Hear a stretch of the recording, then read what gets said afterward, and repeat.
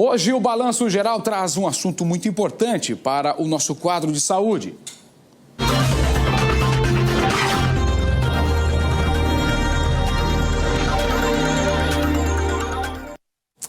Olha, a gente vai falar sobre câncer de pulmão.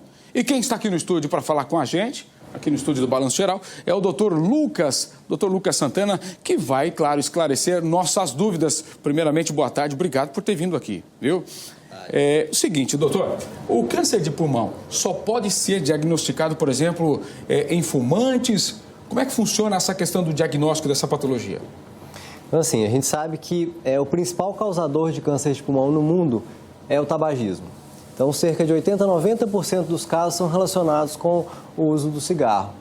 Mas existem aqueles 10%, 20% que são de pessoas que não fumam. E a gente tem outros fatores que também podem levar a câncer de pulmão. Então, a gente sabe, por exemplo, que existem algumas exposições, por exemplo, à poluição do ar. Então, isso também pode causar câncer de pulmão. Pessoas que trabalham com asbesto, que é um tipo de fibra, que também pode causar câncer de pulmão. E tem aquele câncer que a gente chama de esporádico, que a gente não sabe qual que foi a etiologia, qual que foi o motivo. A pessoa teve uma mutação na célula do pulmão e aquilo desenvolveu um tumor. Mas, com certeza, o tabagismo é, sem dúvida, o principal fator causador de câncer de pulmão. Existe uma situação muito falada no dia a dia de que quem cheira a fumaça do cigarro tem sintomas piores de quem fuma. Isso não é verdade, né? Ou também pode prejudicar na questão do câncer de pulmão? Então, assim, isso é o tabagismo passivo. É o passivo. A gente sabe que ele também tem um malefício à saúde, mas é menor do que o tabagista ativo, né?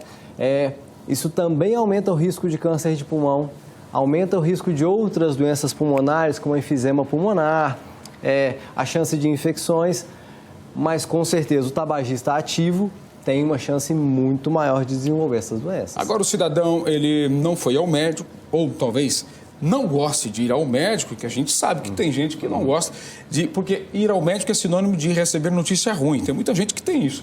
Mas o cidadão está lá e sente algo.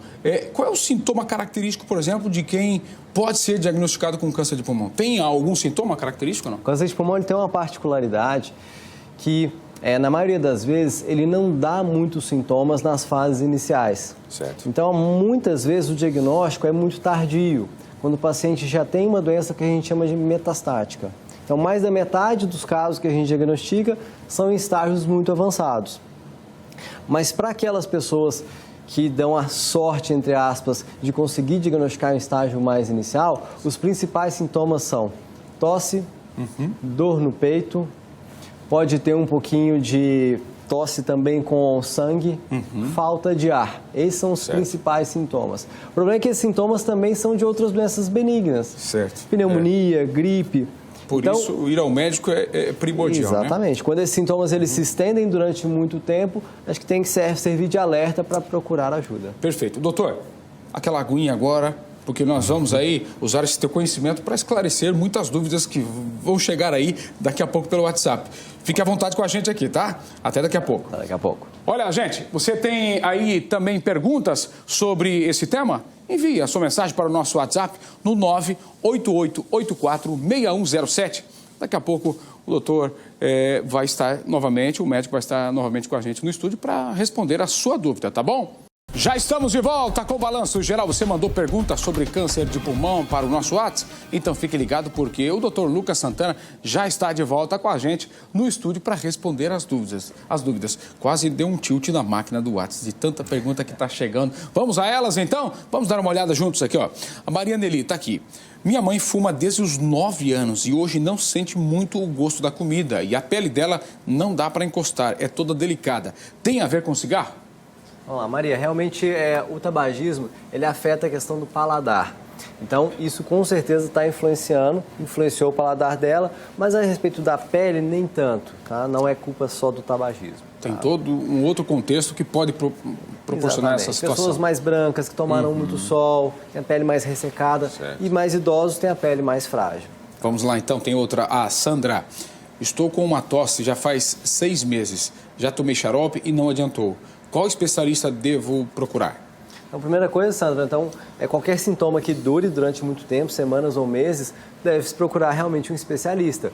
O ideal pode ser um clínico geral ou então um pneumologista para investigar esse quadro de tosse. Perfeito. A Rose Machado.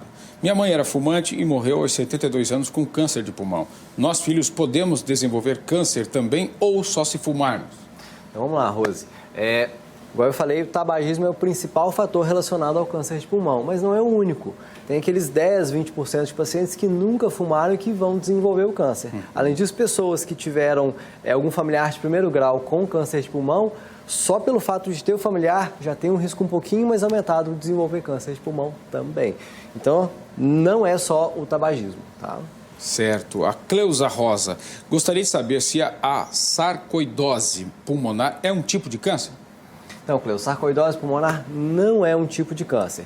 Isso é uma doença autoimune, então, que o corpo se ataca, uma doença autoimune inflamatória e que um dos locais que ataca é o pulmão. É um dos diagnósticos diferenciais de câncer de pulmão. Então, você vai ver um raio-x na tomografia, vai ter um nódulozinho no pulmão, você vai investigar. Às vezes é sarcoidose, mas pode ser câncer, mas não é um câncer de pulmão, não. Tá certo. César Augusto, tem algum risco para quem trabalhou em indústrias sem proteção respiratória? Não, além do cigarro, outros fatores que eu falei, exposição a alguns agentes industriais também pode aumentar o risco de câncer de pulmão. Mas aí depende, são alguns fatores muito específicos. Níquel, por exemplo, cádmio, pode aumentar um pouquinho o câncer de pulmão. Então depende da indústria que a pessoa trabalhou e qual o risco ocupacional que ela teve. Tá certo. Agora, doutor, a questão de orientação, por exemplo, para o cidadão evitar aí de ter aí um câncer de pulmão, um trabalho de prevenção, qual que seria? Então a gente tem principalmente disparado cessar o tabagismo. Então a principal medida, sem sombra de dúvidas. Para aquelas pessoas que fumam ou que pararam há pouco tempo, a gente tem indicação hoje de fazer um exame de rotina anual, tomografias. A partir de 55 anos, faz uma tomografia uma vez por ano para investigar. Isso perceberam que a gente diagnostica o câncer de pulmão mais cedo dessa forma. Certo. Então, hoje são essas duas principais formas: evitar o tabagismo e, para aqueles que fumam, uma carga um pouquinho mais elevada, aí a gente tem, a partir de 55 anos, uma tomografia anual para tentar diagnosticar mais cedo. Agora, para a gente terminar essa parte aqui das perguntas, eu vou fazer mais uma rapidinho que me veio à mente agora, que é a questão do narguilé. Ele tem aí um risco maior do que o próprio cigarro de colocar o cidadão numa situação como uma pessoa que tem câncer de pulmão? Não é um risco maior do que o cigarro. Ele tem uma série de complicações, então várias doenças pulmonares.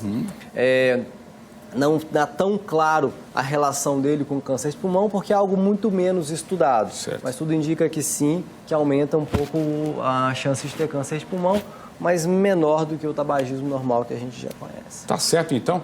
Daqui a pouco o doutor volta para falar mais sobre esse assunto de suma importância. Não volta mais, né? Não volta mais, olha aí, ó, tá certo. Doutor, a produção está aqui, só no ouvido.